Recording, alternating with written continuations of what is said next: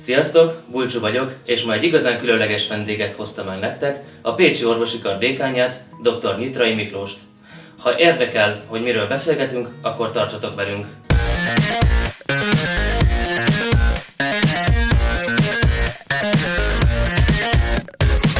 Köszönöm szépen, dékán úr, hogy elfogadta a felkérésemet, és rögtön vágjunk is a közepébe. Arra lennék kíváncsi, hogy azoknak, akik még nem jártak a Pécsi Orvosin, hogyan mutatná be a kart, hogyan is néz ki? Köszöntöm, Bulcsú. Én úgy gondolom, hogy egy gyönyörű város kellős közepén vagyunk, a kampuszunk is, illetve azok a területek, amiket a hallgatók használnak. Összesen 3500 hallgatónk van, aminek a kétharmada egyébként nemzetközi hallgatók. Egy részük az angol, másik részük a német programunkon belül tanul. Az egyetemen belül vagyunk a 10 karnak az egyike, az egyetem ugye az egyik legnagyobb munkaadója a környéknek, a régiónak. Úgy gondolom, hogy a karunk 100 éves hagyományra tekint vissza, az egyetemünk 650 éves hagyományra tekint vissza, tehát így összességében egy nagyon komoly hagyományokkal és értékekkel rendelkező kar vagyunk.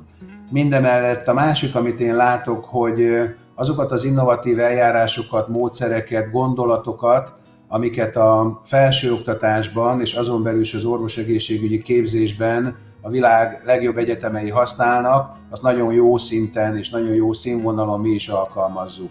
Tehát szerintem ez egy remek otthona azoknak a gyerekeknek, azoknak a hallgatóknak, akik egyszerre szeretnének egy pezsgő közösségi élet részévé válni, egyszerre szeretnének egy jó társasági életet maguknak, de emellett szeretnének egy olyan színvonalas képzési rendszerben is részt venni, aminek a végén a világ bármely országában megbecsült és elismert diplomát kapnak.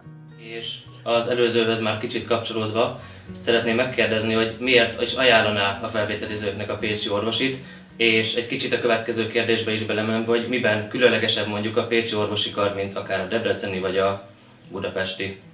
Ezek egymáshoz kapcsolódó kérdések, tehát én azt gondolom, hogy azoknak a hallgatóknak, akik egy történelmileg beágyazott 2000 éves városban, és mégis egy nemzetközi egyetemen, egy nemzetközi karon szeretnének tanulni, szeretnék azt, hogyha találkoznának a világ 80 országából érkezett hallgatókkal, úgy, ahogy a magyar hallgatókkal is, és mindemellett szeretnének az alapozó képzéstől a klinikai képzésig egy világszínvonalú oktatási lehetőséget kihasználni, azoknak jó választás Pécs.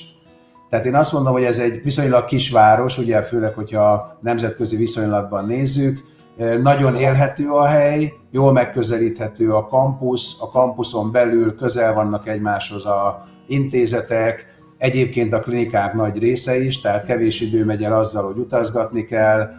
Ha a költségeket nézem, ami azért egy választásnál lehet szempont, akkor Pécs nem a legdrágább városok közé tartozik sem Európában, sem Magyarországon, tehát ilyen tekintetben is egy élhető környezetet ad, és mondom, mindemellett az a egyre jobban fejlődő és mégis nagyon komoly hagyományokra alapozó képzés, amit nyújtunk, az szerintem önmagában is egy rendkívüli értéket képvisel a későbbiekben.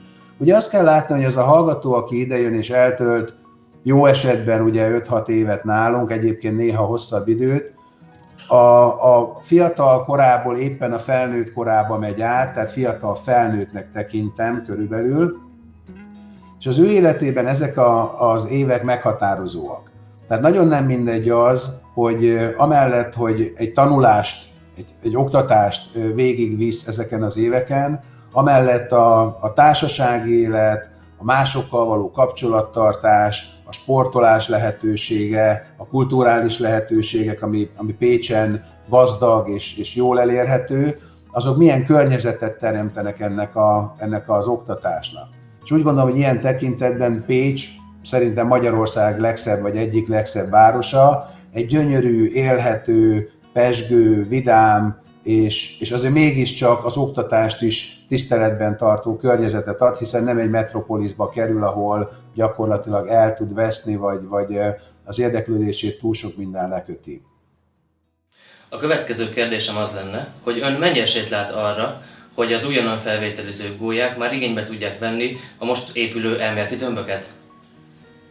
Igen, tehát tényleg számos fejlesztés van. Időben a következő, amit át fogunk adni a hallgatóságnak, az a 11.000 négyzetméteres hatalmas új oktatási palotánk, aminek ugye 2 teljes szintje a 4-ből, az kifejezetten az oktatás közvetlen céljait fogja szolgálni. Ez jelenleg már az egyetem birtokában van, most megy az engedélyeztetés, tehát azok, akik szeptember 1-től megkezdik nálunk a tanulást, illetve azok is, akik folytatják, azok már ebben az épületben is kapnak majd képzést. Ezt úgy kell elképzelni, hogy összesen lesz 6 gyakorlatos terem a különböző tantárgyaknak a speciális műszereivel, lesz 30 darab szemináriumterem, ahol 24-36 fős kiscsoportos képzésekre, oktatásra van lehetőség, lesz 2 ilyen értelemben kisebb előadóterem, 100 fősek, és lesz 2 nagy előadóterem is, ami 340 fős. És ami nagyon fontos, hogy amellett, hogy ezek a direkt kontaktoktatásra való termek rendelkezésre állnak, az épületben egy gyönyörű belső építészet és egy gyönyörű belső térkialakítás is helyet kapott, ami azt jelenti, hogy több ezer négyzetméter lesz, ahol a hallgatók órák között vagy tanulási időszakban el tudják tölteni az idejüket. Erre egyébként egy nemzetközileg is rangos magyar céggel az elmúlt 1 évben egy külön koncepciót is kidolgoztunk, ez a Campus Cooperationis, tehát végig gondoltuk azt, hogy a jelenlegi helyzethez képest hogyan kell módosítsuk és fejlesszük ezt a területet és teret, ahol élünk, az együttműködés tereit, ahhoz, hogy egy ideális, inspiráló, kényelmes, szín és formavilágában is 21. századi környezetet adhasson a hallgatóinknak, és egyébként a tanárainknak és a dolgozóinknak is. A fogorvostudományi tömb várhatóan az ősz folyamán készül el. Én úgy gondolom, hogy mivel ott még az engedélyeztetési folyamatok is várnak ránk, meg a Diska utcából ugye át kell költöző maga a szak is ebbe az új épületbe, ez várhatóan már a jövő évben lesz majd elérhető a hallgatóink számára, de azért ez is egy éven belül, vagy egy bő éven belül, ami azt jelenti, hogy egymástól 200 méter távolságban 2 gyönyörű szép épület fogja szolgálni a továbbiakban is a hallgatókat.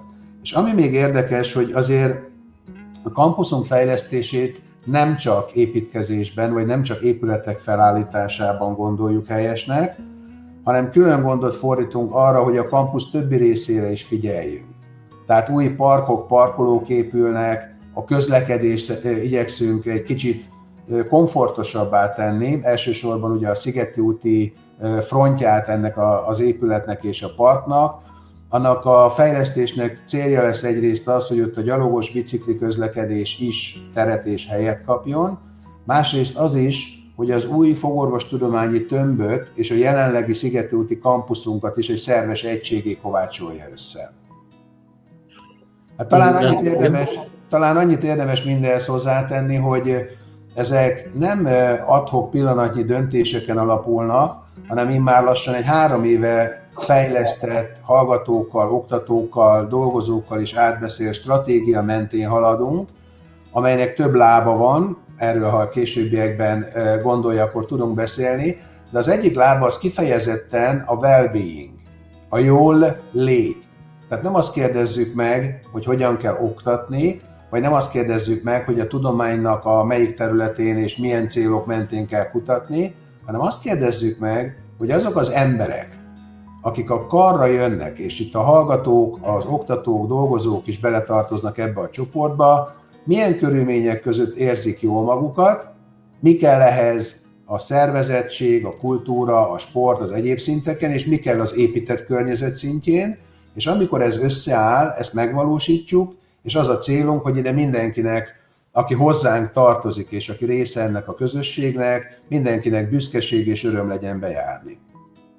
Előzőhöz kapcsolódó kérdésem az lenne, hogy mi is az a Pote Pillars, és a felvételizőknek, akik sikeres felvételit nyertek, már milyen hatással lesz majd a mindennapjaikra? A Pote Pillars az orvoskarnak, a pécsi orvoskarnak a stratégiai terve. És ez mindenkire már most is hatással van. a felmenő években is így lesz, tehát az újonnan érkezőkre, de akik itt vannak már, azokat is szeretjük, és rájuk is, illetve az összes dolgozóra és tanára is. Úgy kell elképzelni ezt a stratégiát, hogy meg akarjuk és meg szeretnénk fogalmazni a közös elképzeléseinket a jövőről. És ezt területekre bontottuk, mert az ember úgy szeret gondolkozni, egy kicsit így beépítve egy rendszerbe az egész gondolatkört, tehát azt mondtuk, hogy legyen egy tanulási kultúra. A Potapillersnek az első elkészült lába az a tanulási kultúra koncepció, ami elsősorban a tanulás gondolatiságát szeretné átfogalmazni ahhoz képest, ahogy az elmúlt évtizedekben volt.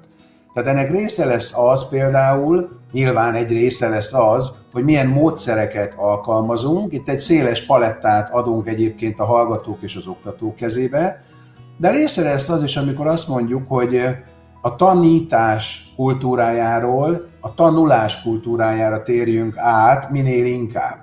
És ez azt jelenti, hogy azok a hallgatók, akik hozzánk felvételt nyernek, azok nyilván a korosztályuk tehetséges fiataljaiból kerülnek ki, és van egy céljuk. Ők valamit szeretnének, mondjuk orvosok szeretnének lenni, vagy fogorvosok. És azt gondoljuk, hogy ez akkor lesz egy mindenki számára élvezetes és mégis nagyon hatékony folyamat, maga ez a képzés, hogyha az a hallgató, aki ide bekerül, maga is elkötelezett emellett. Tehát ő a saját célját komolyan veszi, és tesz azért, hogy ez a cél megvalósuljon. Ehhez természetesen ugyanúgy kellenek az órák, ugyanúgy kell a képzés, a tanárok bölcsessége, tapasztalata, de azért egy műhely munkában a hallgató és a tanár között kialakuló folyamatos gondolatcsere során jobban el tudjuk ezt képzelni, mint úgy, hogy mondjuk egy tanár kiáll, beszél 45 percet, a hallgató meghallgatja és hazamegy. Ez az első pillár. Aztán egy másik, ez már az előbb szóba került, az azzal foglalkozik, hogy mitől lesz ez egy élhető, élvezhető, kulturált, étkezési lehetőségeket, sportolást, mentális támogatást, sok mindent magába foglaló kampusz, mitől lesz ez valakinek a második otthona. És ez egy nagyon komoly cél, legalább olyan fontos, mint az első pillér. Aztán van a Potapillersnek egy harmadik lába, amiben az épített környezettel foglalkozunk. Tehát azért a környezet, az, hogyha inspiráló és szép, akkor egy egészen más keretet ad, akár a tanulásnak, akár a szociális életnek, mint egy lepusztult csúnya, bomlóvakulat, stb. És ezt az épített környezet koncepciót raktuk össze, de nem úgy, hogy az orvoskar tanárai gondolkoztak, és írtak, és rajzoltak sokat, hiszen mi ehhez közvetlenül nem értünk. Hanem úgy, hogy bevontunk építészeket, bevontunk belső építészeket, olyanokat, akik ennek a pszichológiájával és az építészetével is tisztában vannak. Ez a campus cooperationis, amiről már beszéltem. És ugye egy egyetemen azért az oktatásnak mindig szorosan kell kapcsolódni a kutatáshoz és a tudományhoz is.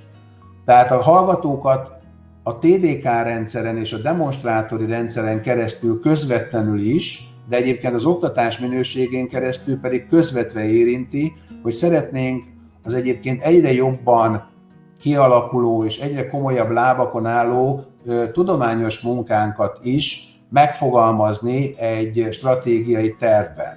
Tehát itt a tudomány, az innováció, illetve amit manapság az egyetemektől joggal elvárnak, a gazdasági hasznosulás kérdésköreit boncolgatjuk. Azt mondom, hogy ez gyakorlatilag még majd bővül, tehát biztos lesznek még új pillérei, de a Potapillers az lefedi az életünk minden területét, egyrészt a jövő tervezését és a tervek megvalósítását is támogatja.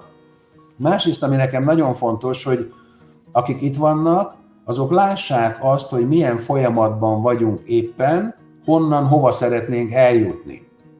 Mert megtiszteljük egymást azzal, hogy ezeket a terveket egyrészt közösen szőjük, másrészt mindenki ismeri. és akkor tudja azt, hogyha éppen le van zárva egy bejárat, mert nem tudom, hogy betonoznak, akkor az része ennek az egésznek, és 3 hónap múlva ott mondjuk egy bicikli tároló lesz, ami fedett, és akkor szépen be lehet állni majd a biciklikkel. Ha az egészet akarnám összefoglalni, akkor azt mondanám, hogy ezek mozaikok. Egy olyan képben mozaikok, ahol mi egy közösséget szeretnénk fejleszteni. Mert akárki akármit mond, és akármennyi betont és műszert veszünk, a jövőnek, ahogy a múltnak is, a záloga és a kulcs, az mindig is az ember. A hallgató, az oktató és a dolgozó. És hogyha ők egy intelligens környezetben, ismert célok szerint, egyre korszerűbb módszertanban, egy jó közösségben, műhelymunkában tudnak dolgozni, akkor ott a kiválóság mindenkinek jár és jut és lehetősége lesz. Köszönöm szépen, és az utolsó témakör is egy kicsit, hát teljesen igazából ehhez kapcsolódik, méghozzá a hallgatói életről kérdeznék, hogy milyen szórakoztatás, illetve kikapcsolódási lehetőségeket tud biztosítani maga a kar a hallgatók számára. Hát én azt gondolom, hogy erre nekünk külön apparátus van, tehát ugye akik szervezik a hivatalos kulturális eseményeket, sokszor helyet adunk olyanoknak, amit egyébként nem a kar vezetése, hanem a hallgatók vezetése szervez, ugye a HÖK vagy az EHÖK. Itt a beerpongtól kezdve az egyetemi napokon keresztül én azt gondolom, hogy ha a hallgatókat kérdezik, akkor pontosabb képet kapnak. Amiben én még látok kihívásokat, az a étkezési lehetőségek a kampuszon és a környékén. Az új épületben egy gyönyörű szép új étterem is lesz egyébként, már megvan az üzemeltetője, kértük őket, hogy figyeljenek a menü összeállításakor például arra, ha valaki valamire érzékeny, nemzetközi menü is legyen, tehát léptünk ebbe az irányba is, illetve a másik terület, ami nekem az egyik kedvenc területem egyébként az egyetemen kívül, az a sport. És ugye a városban több helyen lehet a tollaslabdától, a vízilabdán keresztül, foci, kézilabda, röplabda, kosárlabda, sok helyen lehet sportolni, vagy aerobik, zumba, nem tudom, többféle van. Ennek az erősítése azért az elmúlt 3 évben is dinamikusan zajlott, tehát az egyetemi klub, mint PEAC, nagyon sok mindent segít nekünk ebben, és jelenleg van tervbevéve az, hogy a Szigeti úton a régi focipálya helyén, ahol most még a Mecsekalljai focipálya van, az egyetem hozzon létre egy sportnegyedet. Én azt gondolom, hogy amikor ezek szépen megépülnek, ugye most újítottuk fel a saját tornatermünket itt a Jakab-hegyi Kollégium mellett, akkor azért már egy olyan széles tárházát adjuk majd a sportolási lehetőségeknek, amik közül a hallgatók kedvükre tudnak választani. Vagy törekszünk arra, akik pécsiek tudják, miről beszélek, hogy a Pollák strand ugye nyáron az egyik kedvenc, tehát oda nagyon szeretnek járni a hallgatók, de egyébként a városlakók is. Szeretnénk azt is téliesíteni. Tehát azt megoldani, hogy ne csak májustól augusztusig legyen, hanem legyen a téli időszakban is elérhető azoknak, akik mozogni szeretnének. Köszönöm szépen, dékán úr, hogy rendelkezésünkre állt. Köszönöm szépen, hogy tudtunk egy kicsit ezekről a dolgokról beszélgetni. Később is állok rendelkezésre, és az újonnan érkező hallgatókat, ahogy a régieket is, szeptembertől tártkarokkal fogjuk várni. Köszönöm nektek is, hogy megnéztétek ezt a videót. Ha tetszett, akkor iratkozzatok fel, és kövessetek minket a social platformokon. Sziasztok!